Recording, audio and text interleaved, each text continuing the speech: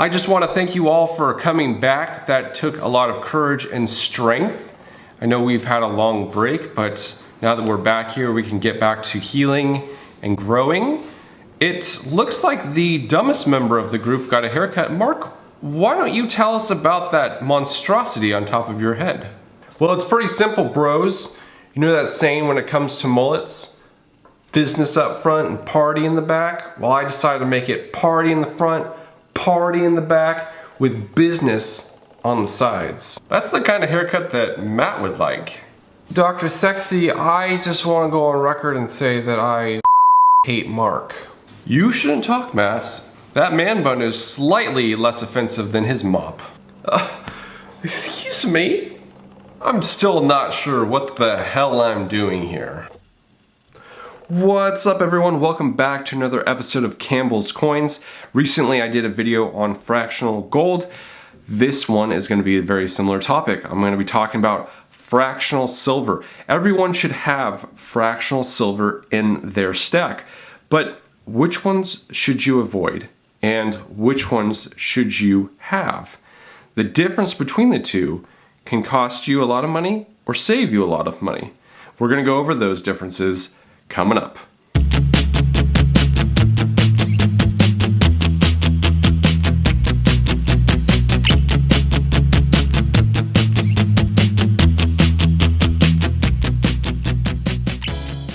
Before we dive in, let's clarify what I'm talking about.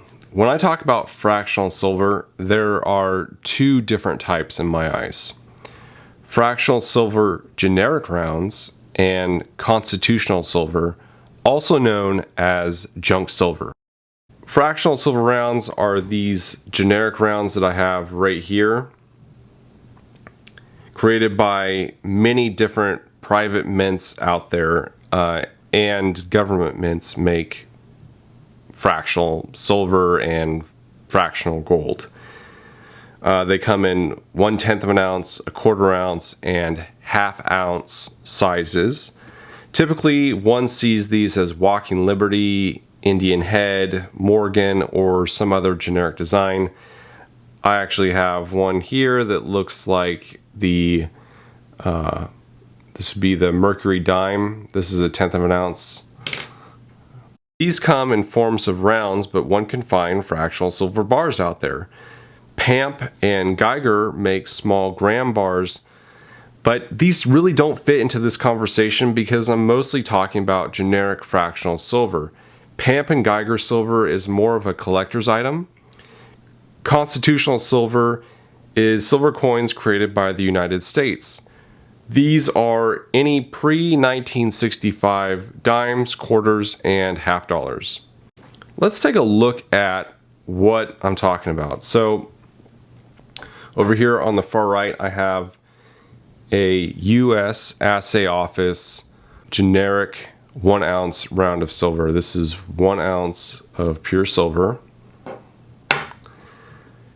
And then I have, I think it's pronounced Valcambi. This is a 1 gram bar. Zoom in. This sucker is super, super tiny.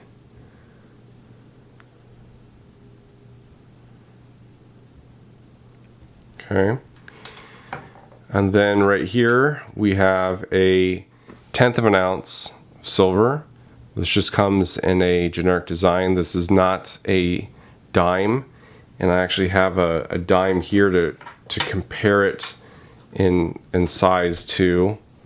So here we have the 1/10 of an ounce silver, and then here's the dime.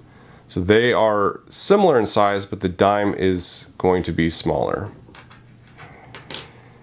And then over here I have a Paul Revere's Ride. This is a 1/2 ounce. And then I have a Walking Liberty. This is a 50-cent piece that's silver, 1942S. Let's just kind of compare the sizes here. Again, the 1/2 ounce of silver is just a smidge bigger. Not that much, but definitely thicker. So as you can see, fractional silver comes in many different sizes and in many different forms, but I'm trying to distinguish here for you today the constitutional silver from the silver that is produced at private mints. In my opinion, generic fractional silver rounds is a ripoff. Why is generic fractional silver a ripoff? Price is often $2.80 per tenth of an ounce. So this coin right here, not a coin, it's actually a round. This round right here is a tenth of an ounce, troy ounce of silver. If you were to buy this, it would probably cost you $2.80 plus shipping.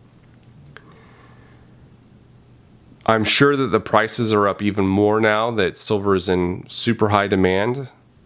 But just for argument's sake, I'm just giving you some pre-March and April silver demand numbers. If you bought 10 of these tenth of an ounce silver rounds at $2.80 a piece, that's $28 for 1 ounce of generic silver. You can buy, even with the high demand today, you can buy generic silver for 18, 19, maybe 20 bucks.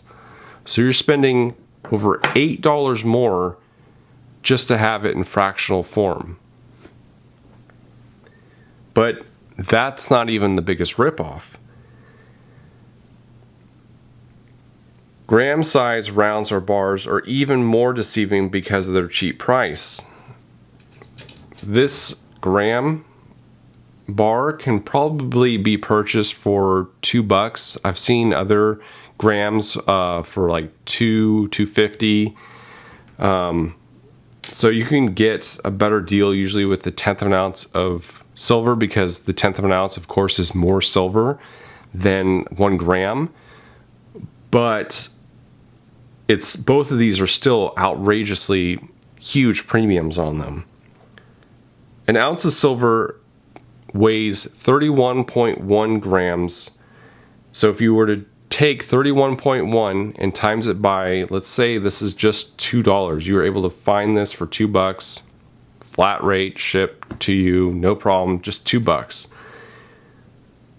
That's $65 for just an ounce of generic silver. Now don't get me wrong, I understand why people want fractional silver, and I feel you should have fractional silver in your stack. In fact, I'm a huge proponent of having at least 100 ounces of fractional silver in your stack. Wait a minute, it sounds like I'm contradicting myself. Not quite. There are other forms of fractional silver which are not a ripoff. This would be constitutional silver. Most people know this as junk silver. Pre-1965 dimes, quarters, and half dollars are perfect forms of fractional silver. They are easily recognizable, and the best part, they're cheap. And you know the thing that they have in common? They're cheap. You can easily find dimes for just a little over $1. I think melt price on dimes is $1.10. Silver dimes contain a little less than a tenth of an ounce of silver. You'll want easily recognizable fractional silver because there may become a time where you need to barter. Fractional silver is perfect for bartering. Gold, even in fractional form, costs too much. And I feel, personally, it's more for large purchases like land. Fractional silver is good for food and everyday items.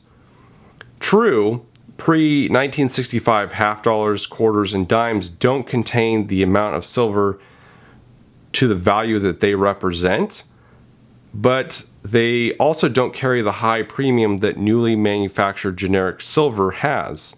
I mentioned that one tenth of an ounce round commands a $2.80 price.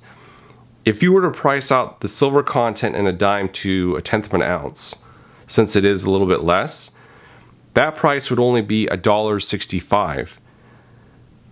So between the dime and this 1/10 of an ounce of silver, if you were to somehow get a full 1/10 of an ounce of silver, let's say you chopped up like a part of a half of another dime and you included it with this, that would equal the same silver content as this 1/10 of an ounce.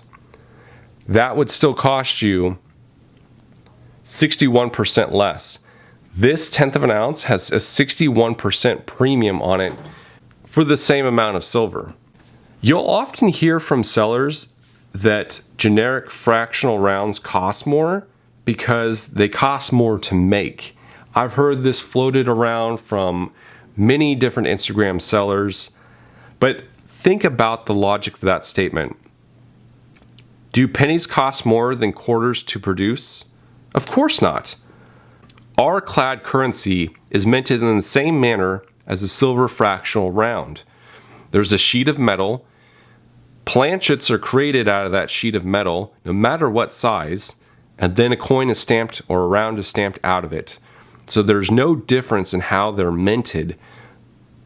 But if you were to make the argument that, oh, it costs way more money to make a gram or a 1/10 of an ounce than it is to create a 1 ounce generic, that's simply not true.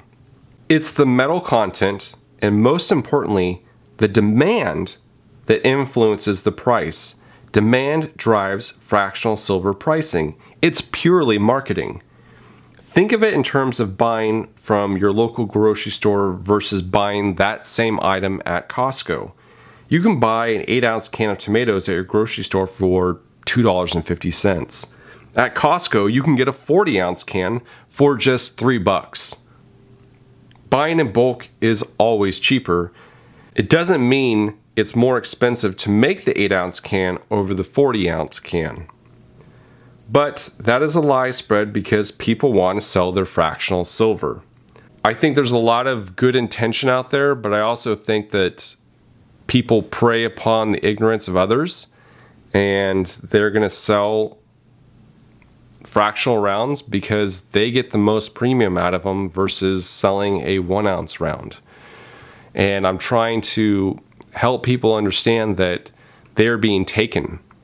In this context, I'm just talking about buying fractional rounds for stacking. If you are buying fractional rounds for collecting, let's say a proof or a low mintage item, that's a totally different matter. Why? Because when one is collecting, one tends to not care about the price as much. They just want to add to their collection. Don't waste your money on newly manufactured fractional silver. Don't think that you have the means to purchase a full ounce of silver. I believe everyone can. Silver spot price today is $15.34, and one can find generic silver rounds for as low as $18, and you might be able to find it even cheaper at your local coin shop. 1 ounce silver eagles go for $22. If you're still saying you can't afford to buy silver in a full ounce, I implore you to look at your budget. Are you going out to lunch at work? Do you bring your own lunch to work? Do you buy coffee? Do you have any streaming services like Netflix, HBO, or Hulu? Take a look at your budget and what you can cut from your life. People buy pizza every week, and one pizza is the same price as buying an ounce of silver. What do you think of my reasons for stacking certain fractional rounds while avoiding other types? Let me know in the freaking comments below.